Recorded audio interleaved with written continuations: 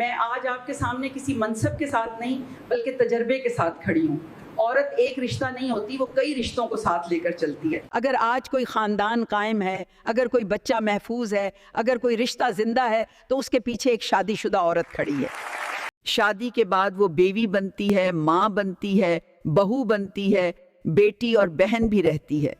بطور بیوی وہ خاموش سہارا بنتی ہے، بطور ماں وہ صرف جنم نہیں دیتی، وہ کردار تراشتی ہے۔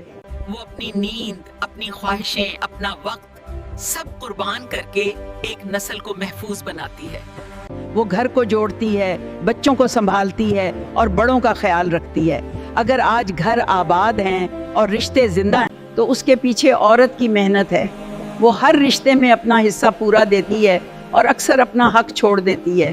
اس لیے میرے بچوں، عورت جس بھی رشتے میں تمہاری زندگی میں ہو، اسے دل سے عزت دو، کیونکہ اس کی خوشی سے ہی تمہاری زندگی میں سکون آتا ہے۔